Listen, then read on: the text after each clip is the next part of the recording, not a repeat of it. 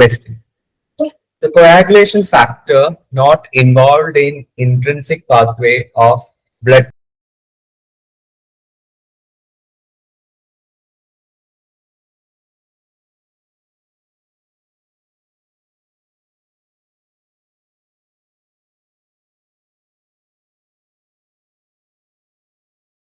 coagulation.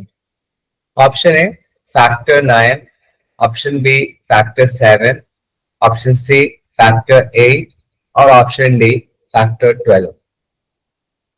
Blood coagulation intrinsic പാത്വേയിൽ involve അല്ലാത്ത അല്ലെങ്കിൽ ഇല്ലാത്ത കോയാഗുലേഷൻ ഫാക്ടർ ഏതെന്നാണ് ചോദിച്ചത്. So the correct answer is option B, factor 7. നമുക്ക് ബ്ലഡ് കോയാഗുലേഷന്റെ പാത്വേസ് ഡിസ്കസ് ചെയ്യുമ്പോൾ രണ്ട് പാത്വേസ് ആണുള്ളത്. ഇൻട്രിൻസിക് പാത്വേ ഉണ്ട്, എക്സ്ട്രിൻസിക് പാത്വേ ഉണ്ട്.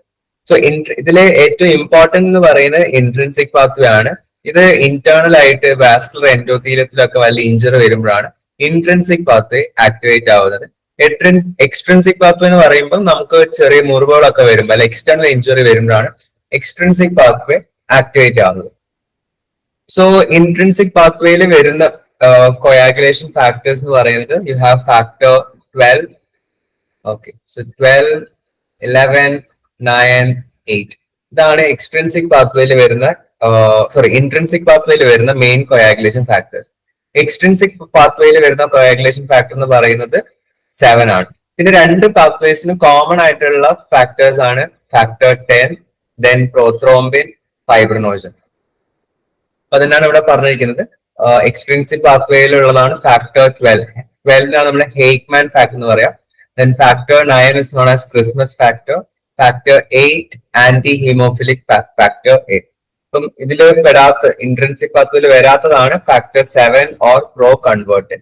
എന്നിട്ട് രണ്ട് പാത്വേസും മേർജ് ചെയ്യുന്ന പോയിന്റ് എന്ന് പറയുന്നത് ഫാക്ടർ 10ന്റേതാണ്. Factor 10 is converted into factor 10A. പിന്നെ ബ്ലഡ് കോയാഗുലേഷൻ ഇൻവോൾവ് ആയിട്ടുള്ള വേറൊരു മെറ്റൽ അയോൺ ആണ് calcium ion. Calcium ion is very important for blood coagulation. അതേപോലെ ത്രോംബിനും വളരെ ഇമ്പോർട്ടന്റ് ആണ്. ഓക്കെ, സോ രണ്ട് ഫിഗേഴ്സ് ആയിട്ട് ഞാൻ കൊടുത്തിട്ടുണ്ടെന്നേ ഉള്ളൂ. രണ്ടും സെയിം പാത്വേ തന്നെയാണ്. Next question. Basophilic stippling occurs in option A, thalassemia, option B, megaloblastic anemia, option C, lead poisoning, or option D, all of the above. So ഇതിൽ ഏതിലാണ് basophilic stippling occur ചെയ്യുന്നതാണ് ചോദിച്ചത്. The correct answer for this is option D, all of the above. Basophilic stippling എന്ന് വെച്ചാൽ red blood സെൽസിന്റെ ഉള്ളില് കുറെ dark blue granules ആയിട്ട് അപ്പിയർ ചെയ്യുന്നതാണ് നമ്മൾ ബേസോഫിലിക് സ്റ്റിപ്ലിംഗ് എന്ന് പറയുന്നത്. സോ ഈ dark blue granules basically red blood സെൽസിന്റെ ഉള്ളിൽ റൈബോസോമൽ RNA ഇങ്ങനെ കൂടിച്ചേരുന്നതിനാണ് നമുക്ക് ഡാർക്ക് ബ്ലൂ ഗ്രാനുവൽസ് ആയിട്ട് കാണാൻ പറ്റും. സോ ഇതാണ് ബേസോഫിലിക് സ്റ്റിപ്ലിംഗ് ഒക്കർ ചെയ്തിട്ടുള്ള RBCs. ഇതിന്റെ ഉള്ളില് എന്താണ് RNAs ഇങ്ങനെ കൂടിച്ചേർന്നിട്ട് ഇങ്ങനെ അഗ്രിഗേറ്റ്സ് ആയി മാറിയിട്ടുണ്ട്. അപ്പൊ അതൊരു കണ്ടീഷനാണ്. അത് താലിസീമിയ, മെഗലോബ്ലാസ്റ്റിക് അനീമിയ, ലെഡ് പോയ്സണിങ് ഇങ്ങനത്തെ കണ്ടീഷൻസിലൊക്കെ ബേസോഫിലിക് സ്റ്റിപ്ലിംഗ് നടക്കാറുണ്ട്. Next question. The reducing agent used in sickling test. Option A, potassium sulfate. Option B, sodium metabisulfate. Option C, sodium nitroprusside. Or option D, sodium hypochlorite. Sickling test use ചെയ്യുന്ന main reducing agent ഏതാണ്?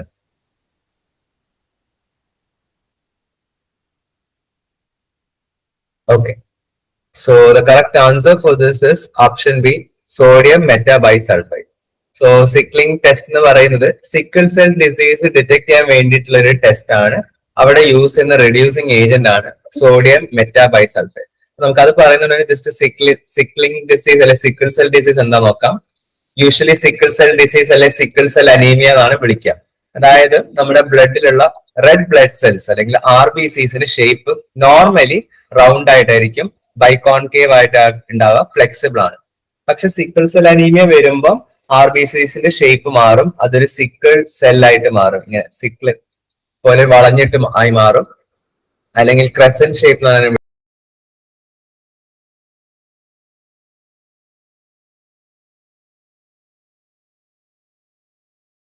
വിളിക്കുക. അപ്പൊ ഇതിന്റെ പ്രശ്നം എന്താ വെച്ചാൽ ഇത് blood വെസൽസിനുള്ളിലൂടെ സഞ്ചരിക്കുമ്പോൾ ഇതിങ്ങനെ അവിടെ ഇവിടെ ആയിട്ട് ഇങ്ങനെ പറ്റിപ്പിടിക്കും, അല്ലെങ്കിൽ എന്താണ് ഈസിലി പാസ് ചെയ്യൂല. അപ്പം ബ്ലഡ് ഫ്ലോ ബ്ലോക്ക് ആവും. അത് കാരണം നമുക്ക് കുറെ പെയിൻ, ദെൻ ജോണ്ടിസ്, ഫറ്റീഗ് ഇതൊക്കെ വരാം. ഇതൊരു ജനറ്റിക് ഡിസീസ് ആണ്. നമ്മുടെ ഹീമോഗ്ലോബിനിലുള്ള റെഡ് ബ്ലഡ് സെൽസിനുള്ളിലുള്ള മെയിൻ കോമ്പണന്റ് ആണ് ഹീമോഗ്ലോബിൻ. ഓക്കെ, അപ്പൊ ഹീമോഗ്ലോബിനിൽ നടക്കുന്ന ഒരു മ്യൂട്ടേഷൻ കാരണമാണ് സിക്കിൾ സെൽ ഡിസീസ് നടക്കുന്നത്. ഹീമോഗ്ലോബിന്റെ ബീറ്റ ഗ്ലോബിൻ അല്ലെങ്കിൽ ബീറ്റ ജീനിൽ ഉണ്ടാവുന്ന മ്യൂട്ടേഷൻ കാരണമാണ് സിക്കിൾ സെൽ ഡിസീസ് ഉണ്ടാവുന്നത്. സോ ഈ സിക്കിൾ സെൽ ഡിസീസ് ഡിറ്റക്ട് ചെയ്യാൻ വേണ്ടിയിട്ടുള്ള ടെക്നിക് ആണ് സിക്ലിംഗ് ടെസ്റ്റ്. ആൻഡ് സിക്ലിംഗ് ടെസ്റ്റിൽ യൂസ് ചെയ്യുന്ന സ്റ്റാൻഡേർഡ് റെഡ്യൂസിങ് ഏജന്റ് ആണ് സോഡിയം മെറ്റാബൈസൾഫേറ്റ്. സോ ഇതെന്താ ചോദിച്ചാല് ബ്ലഡ് സാമ്പിളിൽ ഉള്ള ഓക്സിജനെ ഈ റെഡ്യൂസിങ് ഏജന്റ് റിമൂവ് ചെയ്യും. അപ്പം ഓക്സിജൻ കുറയുമ്പം ബ്ലഡ് സെൽസിൽ ആ വ്യക്തിക്ക് സിക്കിൾ സെൽ ഡിസീസ് ഉണ്ടെങ്കിൽ അവരുടെ റെഡ് ബ്ലഡ് സെൽസിന്റെ ഷേപ്പ് മാറും, സിക്ലിംഗ് നടക്കും, ആ ക്രസന്റ് ഷേപ്പായി മാറും. അങ്ങനെ നമുക്ക് സിക്കിൾ സെൽ ഡിസീസ് ഉണ്ടെന്ന് ഡിറ്റക്ട് ചെയ്യാൻ പറ്റും. സോ ജസ്റ്റ് ഒരു സ്ക്രീനിങ് പർപ്പസ് ആണ്. കൺഫർമേഷൻ ചെയ്യാൻ വേണ്ടിയിട്ട് നമ്മൾ HPLC അല്ലെങ്കിൽ ഹീമോഗ്ലോബിൻ ഇലക്ട്രോഫോറസ് ഒക്കെ ചെയ്യണം. Next question. Hypersegmented neutrophils are found in option A, iron deficiency anemia, option B, acute lymphoblastic leukemia, option C, macrocytic anemia, or option D, acute myelogenous leukemia. Hypersegmented neutrophils ഏത് കണ്ടീഷനിലാണ് കാണുന്നത്?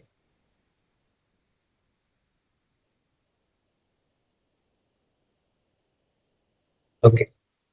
So the correct answer is option C, macrocytic anemia. Hypersegmented neutrophils വെച്ചാല് neutrophils with more than 5 lobes in the nucleus. അതിനെയാണ് നമ്മൾ hypersegmented neutrophils എന്ന് പറയുന്നത്. So നമുക്ക് blood cells കുറെ type ഉണ്ട്. You have monocytes, lymphocytes, neutrophil, eosinophil, basophil, macrophage, erythrocyte and platelets. ഈ അഞ്ചെണ്ണത്തിനാണ് നമ്മൾ WBCs എന്ന് പറയുന്നത്, or white blood cells. Macrophage എന്ന് പറയുന്ന ഒരു type of white blood cell ആണ്. അപ്പം അതില് വൈറ്റ് ബ്ലഡ് സെൽസിൽ ലോബ്ഡ് ആയിട്ട് മൂന്നെണ്ണം, ന്യൂട്രോഫിൽ, ഈസോഫിൽ ആൻഡ് ബേസോഫിൽ, ഇവരുടെ ഒക്കെ ന്യൂക്ലിയസ് ലോബ്ഡ് ആയിരിക്കും. അതായത് 2-3 ലോബ്സ് ഉണ്ടാവും. ഏറ്റവും കൂടുതൽ ലോബ്സ് കാണുന്നത് ന്യൂട്രോഫിലിനാണ്, ഒരു 4 to 5 ലോബ്സ് ആണ് ഉണ്ടാവുക. ഈസ്നോഫിലിന് 2 ലോബ്സ് ആണ് ഉണ്ടാവുക. ദെൻ ബേസോഫിൽ കിഡ്നി ഷേപ്പ് ആയിട്ടുള്ള ന്യൂക്ലിയസ് ആണ് ഉള്ളത്. ഇപ്പൊ നോർമലി ന്യൂട്രോഫിൽസിന് 4 to 5 ലോബ്സ് ഉണ്ടാവുള്ളൂ. അതിനേക്കാളും കൂടുതൽ ഉണ്ടെങ്കിൽ നമ്മൾ അതിനെ ഹൈപ്പർ സെഗ്മെന്റഡ് ന്യൂട്രോഫിൽസ് ആണ് പറയുന്നത്. And this is A hallmark of megaloblastic anaemia. Megaloblastic anaemia എന്ന് പറയുന്നത് ഒരു മാക്രോസൈറ്റിക് അനീമിയുടെ ടൈപ്പ് ആണ്. ഇതുണ്ടാകാൻ കാരണം വൈറ്റമിൻ B12 അല്ലെങ്കിൽ ഫോളേറ്റ് ഡെഫിഷ്യൻസി കാരണമാണ്. സോ ന്യൂട്രോഫിൽസ് ഇങ്ങനത്തെ ഒരു കണ്ടീഷൻ വരുമ്പോൾ ന്യൂട്രോഫിൽസ് ഹൈപ്പർ സെഗ്മെന്റ് ആവുമ്പം ഇറ്റ് ഇൻഡിക്കേറ്റ്സ് എന്താണ്? ഇൻഎഫക്റ്റീവ് DNA സിന്തസിസ്, പിന്നെ ഫോളേറ്റ് ഡെഫിഷ്യൻസി, ഇതൊക്കെയാണ് അത് ഇൻഡിക്കേറ്റ് ചെയ്യുന്നത്. Okay, so next question. Which of the following are used as prosthetic marker? Option A, acid phosphatase. Option B, citric acid. Option C, zinc. Or option D, all of the above.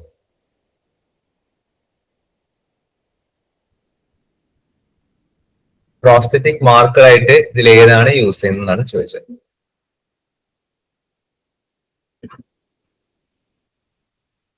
Okay, so the correct answer is option D, all of the above. Prosthetic markers എന്ന് പറയുന്നത് നമ്മുടെ prostate ഗ്ലാൻഡില് എന്തെങ്കിലും ഡിസോർഡേഴ്സോ അല്ലെങ്കിൽ എന്തെങ്കിലും പ്രശ്നങ്ങളൊക്കെ diagnose ചെയ്യാൻ വേണ്ടിയിട്ട് use ചെയ്യുന്ന സബ്സ്റ്റൻസിനെയാണ് നമ്മൾ പ്രോസ്റ്ററ്റിക് മാർക്കേഴ്സ് എന്ന് വിളിക്കുന്നത്. അപ്പം ഇത് യൂഷ്വലി പ്രോസ്റ്റേറ്റ് ക്യാൻസർ അല്ലെങ്കിൽ പ്രോസ്റ്ററ്റിക് ഹൈപ്പർപ്ലാസിക് ഇതൊക്കെ ഡിറ്റക്ട് ചെയ്യാൻ വേണ്ടിയിട്ടാണ് നമ്മൾ പ്രോസ്റ്ററ്റിക് മാർക്കേഴ്സ് യൂസ് ചെയ്യുന്നത്. അപ്പം ക്വസ്റ്റ്യനിൽ കൊടുത്ത 3 എണ്ണവും പ്രോസ്റ്ററ്റിക് മാർക്കേഴ്സ് ആണ്. ആദ്യത്തെയാണ് acid phosphatase. So acid phosphatase എന്ന് പറയുന്നത് എന്താണ്? അതിന്റെ ലെവൽസ് കൂടുകയാണെങ്കിൽ, ഇതൊരു എൻസൈം ആണ്, അതിന്റെ എൻസൈം കൂടുകയാണെങ്കിൽ it indicates prostate cancer. Okay, പിന്നെ സിട്രിക് ആസിഡ്, നമ്മുടെ prostate gland usually citric acid seminal ഫ്ലൂയിഡിലോട്ട് സെക്രീറ്റ് ചെയ്യാറുണ്ട്. അപ്പം അതിന്റെ ലെവൽ കുറയുകയാണ്, അതായത് സിട്രിക് ആസിഡിന്റെ ലെവൽ കുറയുകയാണെങ്കിൽ ഇറ്റ് ഇൻഡിക്കേറ്റ്സ് പ്രോസ്റ്റേറ്റ് മാലിഗ്നൻസി. പിന്നെ മൂന്നാമതാണ് സിങ്ക്. പ്രോസ്റ്റേറ്റ് ടിഷ്യൂ സിങ്കും കുറെ ലെവൽസ് പ്രൊഡ്യൂസ് ചെയ്യാറുണ്ട്. ഇനി ബിക്കോസ് സിങ്ക് എന്ന് പറയുന്നത് സിട്രിക് ആസിഡ് മെറ്റബോളിസത്തിനൊക്കെ വളരെ ഇമ്പോർട്ടന്റ് ആണ്. ഇപ്പം സിങ്ക് കുറയാന്ന് വെച്ചാൽ it indicates prosthetic carcinoma. So 3 prosthetic markers ആയിട്ട് യൂസ് ചെയ്യാറുണ്ട്. പ്രോസ്റ്റേറ്റ് ഗ്ലാൻഡിന്റെ ഹെൽത്ത് ഡയഗ്നോസ് ചെയ്യാൻ വേണ്ടിയിട്ടാണ് ഈ പ്രോസ്റ്ററ്റിക് മാർക്കേഴ്സ് അനലൈസ് ചെയ്യുന്നത്. Next question. The reagent used for detection of ketone bodies by dipstick method. Option A, sodium nitroferricyanate. Option B, ferric chloride. Option C, potassium iodide. Or option D, orthotoluidine. Ketone bodies detect ചെയ്യാൻ വേണ്ടിയിട്ട് use ചെയ്യുന്ന reagent ഏതാണ് dipstick മെത്തേഡിൽ?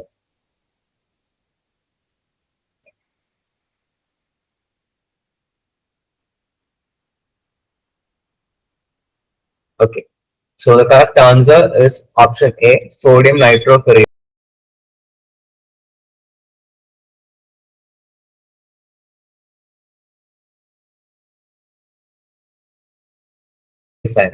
So ketone bodies നമ്മുടെ യൂറിനിൽ കാണുകയാണെങ്കിൽ it indicates kidney disorders. Main ആയിട്ട് യൂറിനിൽ കാണുന്ന ketone bodies ആണ് acetoacetate, then acetone, beta hydroxybutyrate. ഇതിൽ അസറ്റോ അസറ്റേറ്റ് ഡിറ്റക്ട് ചെയ്യാൻ വേണ്ടിയിട്ടുള്ള ഒരു റിയേജന്റ് ആണ് സോഡിയം നൈട്രോഫെറിസൈനേറ്റ്. അത് യൂസ് ചെയ്യുന്ന ടെസ്റ്റിന്റെ പേരാണ് ലീഗൽസ് ടെസ്റ്റ് അല്ലെങ്കിൽ dipstick method or dipstick test എന്നൊക്കെ പറയാറുണ്ട്. അപ്പൊ ഇവിടെ എന്താ നടക്കുക വെച്ചാൽ സോഡിയം നൈട്രോഫെറിസൈനൈഡ് അസറ്റോ അസറ്റിക് ആസിഡ് അല്ലെങ്കിൽ അസറ്റോ അസറ്റേറ്റ് റിയാക്ട് ചെയ്യും. അപ്പൊ ഇങ്ങനെ റിയാക്ട് ചെയ്യുമ്പോൾ ഒരു പേർപ്പിൾ കളർ പ്രൊഡ്യൂസ് ചെയ്യും. അതായത് നമ്മുടെ യൂറിനിൽ അസറ്റോ അസറ്റേറ്റ് ഉണ്ടെങ്കിൽ സോഡിയം നൈട്രോഫെറിസൈനൈഡ് അതുമായിട്ട് റിയാക്ട് ചെയ്തിട്ട് ഒരു പേർപ്പിൾ കളർ പ്രൊഡ്യൂസ് ചെയ്യും. Purple color ഉണ്ടെങ്കിൽ it indicates ketone bodies. So ketone bodies ഇങ്ങനെ ഡിറ്റക്ട് ചെയ്യുന്നത് it is used for diabetic ketoacidosis, then starvation ketosis, alcoholic ketoacidosis. ഇതൊക്കെ ഡിറ്റക്ട് ചെയ്യാൻ വേണ്ടിയിട്ട് നമ്മൾ ഡിപ്സ്റ്റിക് മെത്തേഡ് യൂസ് ചെയ്യാറുണ്ട്. Next question. Which of the following organisms are destroyed when CSF samples are refrigerated? Option A, Streptococcus pneumonia. Option B, Neisseria meningitidis. Option C, Escherichia coli. Or option D, Salmonella typhi. Cerebrospinal fluid refrigerate ചെയ്യുമ്പോൾ ഇതിൽ ഏത് organism ആണ് destroy ആകപ്പെടുന്നത്?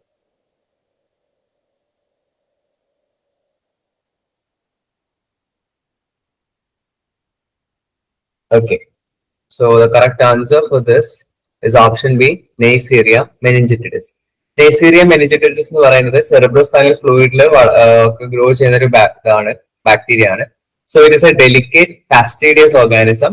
Called ടെമ്പറേച്ചറിനോട് ഭയങ്കര sensitive ആണ്. അതുകൊണ്ടാണ് ഇതിനെ refrigerate ചെയ്യുമ്പോൾ CSF റെഫ്രിജറേറ്റ് ചെയ്യുമ്പോൾ അതിലുള്ള നെയ്സീരിയ മെനിഞ്ചിറ്റിഡിസ് പെട്ടെന്ന് destroy ആകപ്പെടുന്നത്.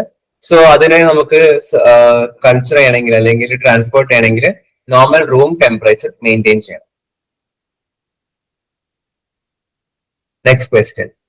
Black tarry stool are indicative of option A, obstructive jaundice. Option B, cholera. Option C, gastrointestinal hemorrhage. Or option D, food poisoning.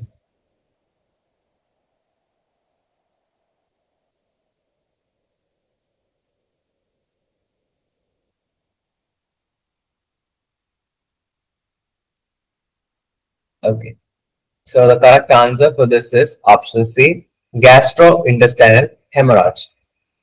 Black tarry stool നമ്മൾ മെഡിക്കലി വിളിക്കുന്ന term ആണ് melaena.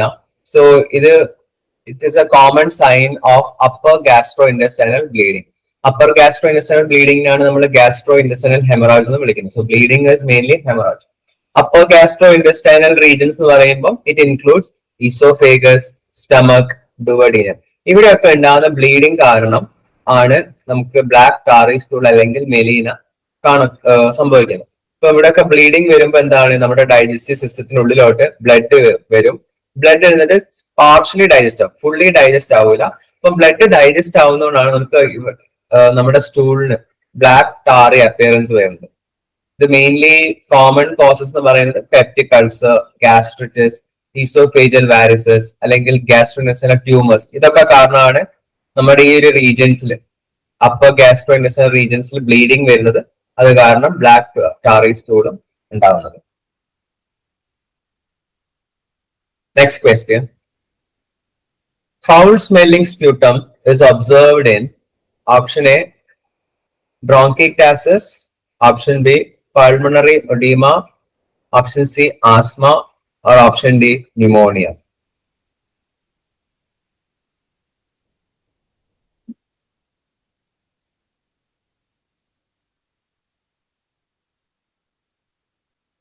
Okay, so the correct answer is option A bronchiectasis. Foul smelling sputum എന്ന് പറയുന്നത് ബ്രോങ്കൈറ്റിസിന്റെ ഒരു classical sign ആണ്. ഇതുണ്ടാവാനുള്ള main reason chronic infection അല്ലെങ്കിൽ anaerobic bacterial growth, dilated ബ്രോങ്കീസിൽ ഇൻഫെക്ഷനോ അല്ലെങ്കിൽ bacterial growth ഒക്കെ വരുമ്പോഴാണ് ഫൗൾ സ്മെല്ലിംഗ് സ്പ്യൂട്ടം വരുന്നത്. സോ ബ്രോങ്കൈറ്റിസിനെ കുറിച്ച് പറയുകയാണെങ്കിൽ it is the chronic dilation of bronchi. നമ്മുടെ ബ്രോങ്കി റീജിയനിൽ ഡൈലേഷൻ വരും. അപ്പൊ ഇങ്ങനെ ബ്രോങ്കീസ് ഡൈലേറ്റ് ചെയ്യുമ്പോൾ അവിടെ മ്യൂക്കസ് അക്യുമുലേറ്റ് ചെയ്യും.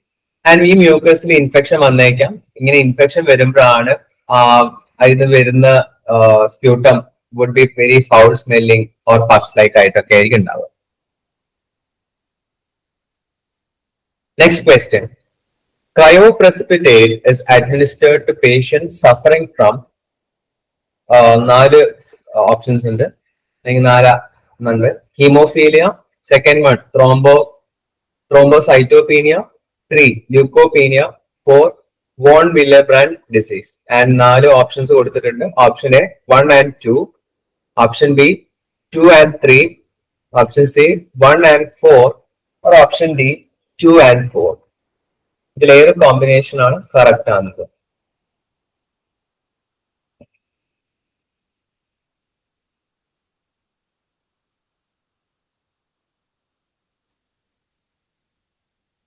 Okay, so the correct answer is option C 1 and 4. Cryoprecipitate എന്ന് പറയുന്നത് ഒരു ബ്ലഡ് പ്രോഡക്റ്റ് ആണ്. അതായത് നമ്മുടെ പ്ലാസ്മയെ ഫ്രീസ് ചെയ്തിട്ടാണ് ക്രയോപ്രസിപിറ്റേറ്റ് ഉണ്ടാക്കുന്നത്. എനിക്ക് തോന്നുന്നു റാപ്പിഡ്ലി ഫ്രീസ്ഡ് പ്ലാസ്മ എന്നോ അങ്ങനെ എന്തോ അതിനെ വിളിക്കുന്നത്, RFPO ഓർ ബേസിക്കലി പ്ലാസ്മയെ ഫ്രീസ് ചെയ്തിട്ടാണ് നമുക്ക് ക്രയോപ്രസിപിറ്റേറ്റ് കിട്ടുന്നത്. അപ്പം ഈ ക്രയോപ്രസിപിറ്റേറ്റിൽ കുറെ കൊയാഗുലേഷൻ ഫാക്ടേഴ്സ് ഉണ്ടായിരിക്കും. For example fibrinogen, factor 8, factor 13, then von Willebrand factor. ഇതൊക്കെയാണ് ഈ ക്രയോപ്രസിപിറ്റേറ്റ് ഉള്ള മേജർ കൊയാഗുലേഷൻ ഫാക്ടേഴ്സ്. സോ ഇത് നമ്മൾ ഹീമോഫീലിയയും അതേപോലെ വോൺ വിൽബ്രാൻഡ് ഡിസീസും ട്രീറ്റ് ചെയ്യാൻ വേണ്ടിയിട്ടാണ് യൂസ് ചെയ്യുക. ബിക്കോസ് ഹീമോഫീലിയയിൽ കൊയാഗുലേഷൻ ഫാക്ടേഴ്സിന് ഡെഫിഷ്യൻസി ഉണ്ട്, പ്രധാനമായിട്ടും ഫാക്ടർ 8 ആൻഡ് ഫാക്ടർ 9. ഇപ്പൊ ക്രയോപ്രസിപിറ്റേറ്റിൽ ഫാക്ടർ 8 ഉണ്ട്.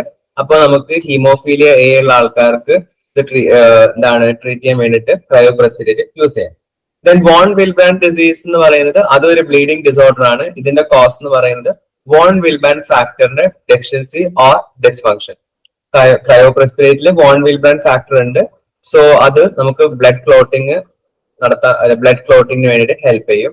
And cryoprecipitate is used for treating haemophilia and von Willebrand disease. Next question. Membrane stabilizer used in SAG-M blood bags. Option A, mannitol. Option B, dextrose. Option C, adenine. Or option D, citric acid.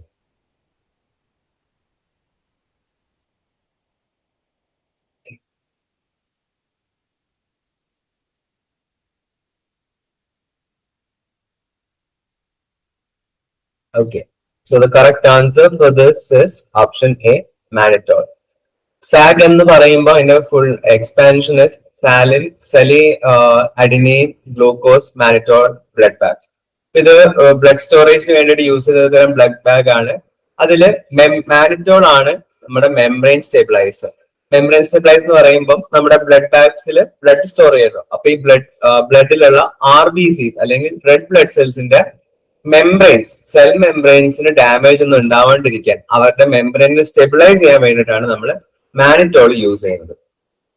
So അതുകൊണ്ടാണ് മാനിറ്റോളിന്റെ membrane stabiliser എന്ന് വിളിക്കുന്നത്.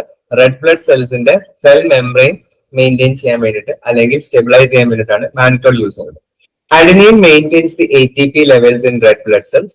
Then dextrose അതേപോലെ red blood സെൽസിന് energy provide ചെയ്യും. Citric ആസിഡിന് anticoagulant properties ആണുള്ളത്. അതായത് blood clot ചെയ്യാതിരിക്കാൻ വേണ്ടിയിട്ടാണ് നമ്മൾ സിട്രിക് ആസിഡ് ബ്ലഡ് ബാഗിൽ യൂസ് ചെയ്യുന്നത്. Next question. Which one of the following immunoglobulin crosses the placenta frequently? Option A, IgM. Option B, IgA. Option C, IgE. Or option D, IgG. ഇതിൽ ഏത് immunoglobulin ആണ് placenta cross ചെയ്യുന്നത്? ആകെ ഒരെണ്ണം മാത്രമേ cross ചെയ്യുള്ളൂ.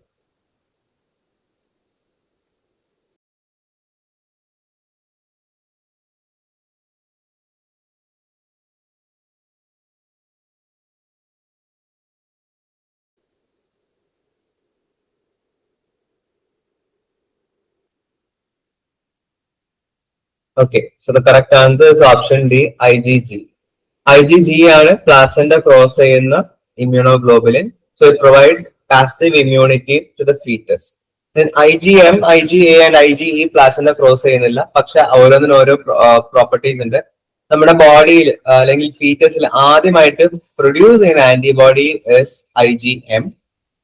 പിന്നെ IgA മ്യൂക്കോസൽ ഏരിയാസിലാണ് പ്രസന്റ് ആയിട്ട് ഉണ്ടാവുക. ദെൻ IgE ആണ് അലർജിക് റിയാക്ഷൻസിലൊക്കെ പ്രൊഡ്യൂസ് ആവുന്ന immunoglobulin.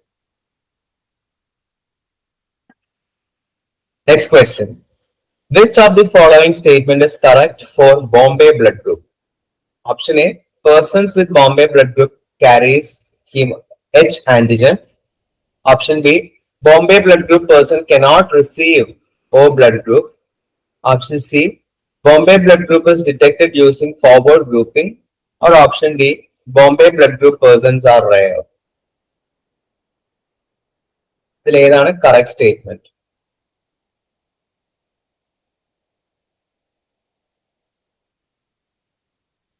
Okay, so the correct answer is option B, Bombay blood group persons cannot receive O blood group.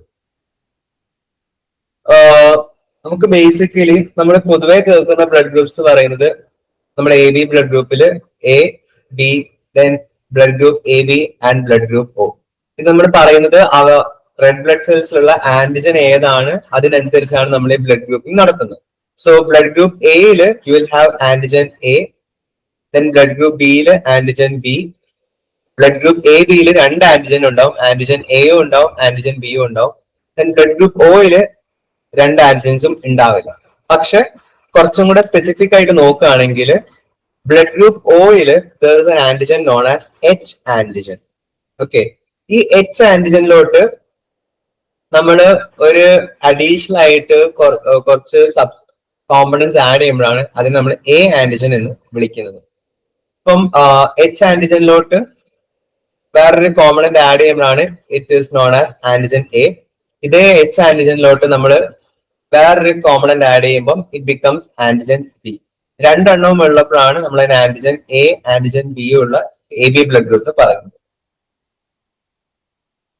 പിന്നെ ചില ബ്ലഡ് ഗ്രൂപ്പ്സിൽ അല്ലെങ്കിൽ ചില ആൾക്കാരുടെ ബ്ലഡിൽ ഈ H ആന്റിജൻ ഉണ്ടാവില്ല. അങ്ങനെ H ആന്റിജൻ ഇല്ലാത്ത ബ്ലഡ് ഗ്രൂപ്പ്സിനെയാണ് നമ്മൾ blood group Bombay blood group എന്ന് വിളിക്കുന്നത്. ആൻഡ് ഈ ബോംബെ ബ്ലഡ് ഗ്രൂപ്പ് ഉള്ള ആൾക്കാർക്ക് O ഗ്രൂപ്പ് റിസീവ് ചെയ്യാൻ പറ്റില്ല. കാരണം എന്താണ്? ബ്ലഡ് ഗ്രൂപ്പ് Oയിൽ H ആന്റിജൻ ഉണ്ട്. അപ്പം H ആന്റിജൻ ഇവരുടെ ബ്ലഡിലോട്ട് വരുമ്പം അത് ക്രോസ് റിയാക്ടിവിറ്റിയും പിന്നെ ഓരോ കോംപ്ലിക്കേഷൻസും ബ്ലഡ് ക്ലോട്ടിങ് ഒക്കെ സംഭവിക്കും. സോ ഈ ഒരു ടേബിളിൽ different types Bombay blood group അടക്കം ഉള്ള ബ്ലഡ് ഗ്രൂപ്പ്സ് ആഡ് ചെയ്തിട്ടുണ്ട്. ഇവരുടെ ആന്റിബോഡീസ് ഏതാണ്, ആന്റിജൻ ഏതാണ്, ഏതൊക്കെ ബ്ലഡ് ഡൊണേറ്റ് ചെയ്യാം, ആർക്കൊക്കെ ഡൊണേറ്റ് ചെയ്യാം, പിന്നെ ഏതൊക്കെ ബ്ലഡ് റിസീവ് ചെയ്യാം എന്നൊക്കെ കൊടുത്തിട്ടുണ്ട്. സോ ബോംബെ ബ്ലഡ് ഗ്രൂപ്പിൽ there would be no antigen. O ഗ്രൂപ്പിൽ H ആന്റിജൻ ഉണ്ട്. Okay, so Bombay blood group ഉള്ള ആൾക്കാർക്ക് they can receive Bombay O group only. They cannot donate to O, A, B, AB, etc. I mean, they can donate. എല്ലാവർക്കും donate ചെയ്യാം, പക്ഷെ അവർക്ക് O group receive ചെയ്യാൻ പറ്റില്ല. Next question. Anti-AL lectins are extracted from option A, Iudex europaeus, option B, Vixia graminea, option C, Dolichus biflorus, or option D, Aractis hypogea.